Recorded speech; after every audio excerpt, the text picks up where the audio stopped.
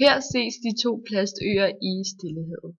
Dog er det nærmere plastsuppe, som ligger under havets overflade og består af mikroplaststykker. Plastøerne opstår, fordi menneskerne smider ekstreme mængder af plastik ud i haven. De typer af plastik, der har en lavere densitet end vand, flyder, og med hjælp af havstrømmene samles al plasten samme sted og bliver til de såkaldte plastøer. Man kan ikke se plastøerne på satellitbilleder, da det meste er suppe og ligger få centimeter under havets overflade.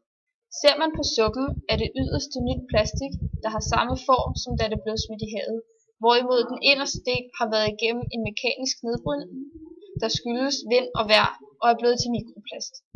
Et stykke mikroplast vejer en tiendedel af en papirsklips, og dog er der utallige millioner stykker. Når plastik bliver mekanisk nedbrudt i naturen, er det ikke plastikstrukturen, der bliver ødelagt, men selve gitteret i plastikken, der bliver ødelagt. Det vil sige, at set på et stort stykke, så er plastikgitteret mange små strimler. Men hvis man går ned og tager et lille stykke, som er mikroplast, så er hver kæde stadig intakt, bestående af carbonkæder. Men det er bare mindre antal, der er i hver lille stykke mikroplast. Plastøerne er et stort problem for dyrelivet. Mange fisk bliver tiltrukket af skyggen, og det er rige mulighed for næring, der kommer ved, at muslinger vokser på plastik. Det er dog ikke et sikkert sted at leve, for store stykker plastik kan sætte sig fast i fisken, og de kan dø. Derimod kan mikroplasten komme ind i maven uden problemer og hobe sig op i fisken. Dette kan være farligt, da der kan være giftstoffer i plasten, og det kommer måske videre op i fødekæden. Videreførslen af giftstofferne i plastik sker ved bioakkumulation af plast. Bioakkumulation kan illustreres ved, at en lille fisk spiser en masse mikroplast, som derved ophober sig i fiskens mave. En stor fisk spiser efterfølgende mange af de små fisk og får nu giftstofferne, som de små fisk havde i deres maver, ned i sin egen mave. På den måde bevæger giftstofferne sig trinvist igennem fødekæden. Koncentrationen af giftstofferne er nu steget for hvert led, det har været igennem i fødekæden.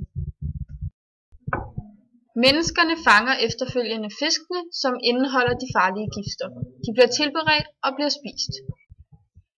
Giftstofferne fra fisken er nu kommet ned i menneskets mave, hvor det bliver optaget. Giftstofferne kan være hormonforstyrrende, og det kan give problemer som misdannede drengebørn eksempelvis.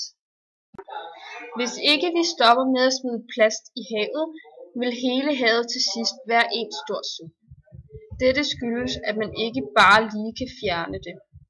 Hvis man skal fjerne mikroplasten, skal man filtrere et område af havet på større end Afrika. Så lad være med at smide plast i havet, det bider os selv i halen til sidst. En af de helt store syndere til at smide plastik i havet er USA. USA's forbrug af plastik er helt enormt. USA bruger på 5 minutter 2 millioner plastflasker. Der er mange, der prøver at løse dette problem med plastik i havene. Der er f.eks.